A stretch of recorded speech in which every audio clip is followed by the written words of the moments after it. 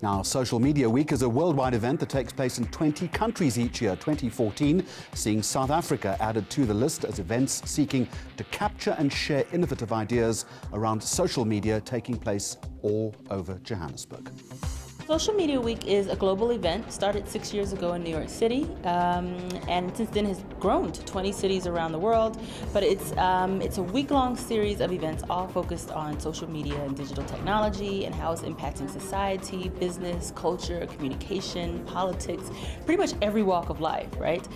So it's the idea that, yes, we are connected constantly via our phones, via our laptops, or looking at multiple screens and consuming and interacting with information on such a regular basis. Is that how much time do we ever take to sit down and really think about what that really means, whether it's something we're doing from a business perspective or just how we're communicating with each other as humans.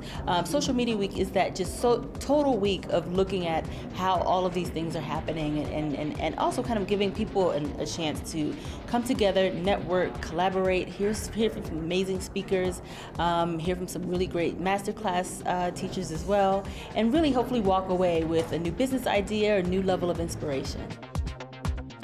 Now, the discipline of public relations is becoming increasingly important, I'd suggest, in brand strategy. The VP of Waggener Edstrom Communications has some choice words, I think, for South African organisations and their quest to retain and connect with consumers. So let's explore that a little further as we're joined now by Talago. Welcome. Thanks very much for joining us.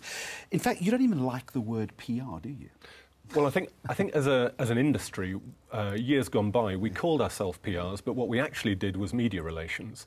And I think now it's far more about a multi-platform engagement and really a far more authentic dialogue with the customer. Let's kill the jargon and not talk about multi-platform engagement, Chris. But what is your definition then? And perhaps more importantly, why is it so critical now in this brand mix?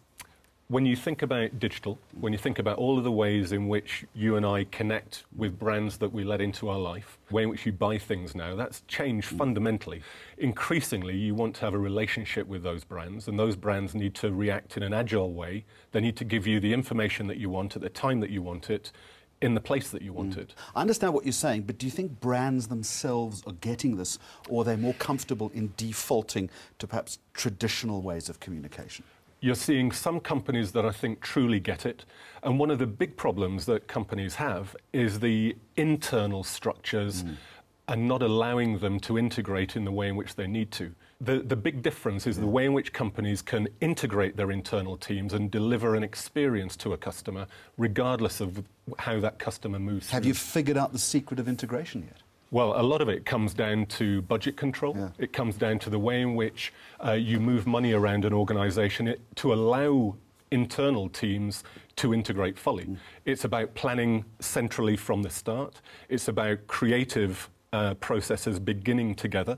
And it's about a proper understanding of your audience and spending time and money and energy on understanding who your customer truly is, not who you'd like it to be. But there's still a territoriality as far as this is concerned. If I look at the two big disciplines of public relations or brand communication and advertising, for instance.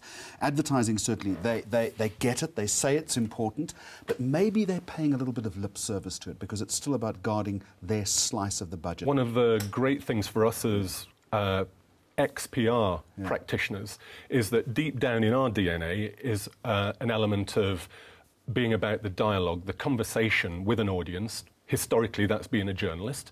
Now we can go direct to customers as well as to journalists.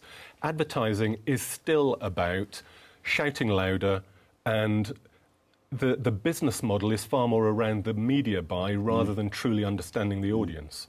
And earned media, we know, has that much more impact, doesn't it? It does, but I think it's also about how earned media begins to bleed into other areas. So the way in which we can now use technology to amplify the power of earned media in a way that we couldn't previously. And that brings me back to the original point that you made about nimbleness and agility, and brands these days have got to be operating in real time.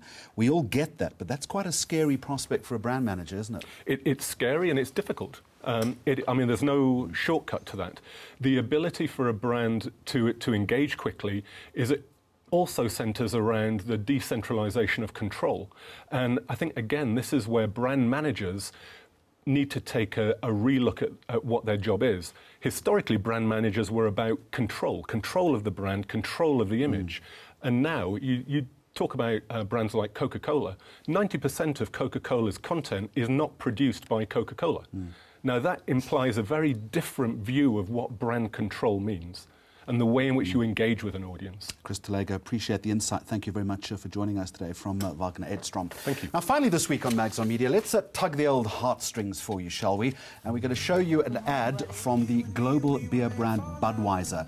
It's a poignant and creative take on drink driving and a new way of looking at responsible behavior. It gets our nod as this week's top ad. I'll be waiting here for you when you come home to me. I'll see you later, buddy.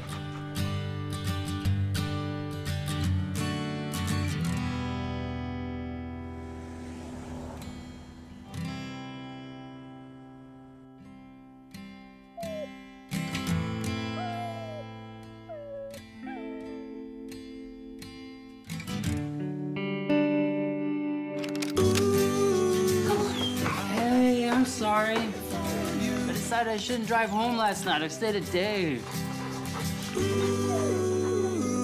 When you come home I'm back. I'm back. to me. Yeah, I'm back. Isn't it great? Well, you let us know what you think of the ad and also our other stories on Facebook and on Twitter. That's it for this week. Goodbye, and thank you for watching.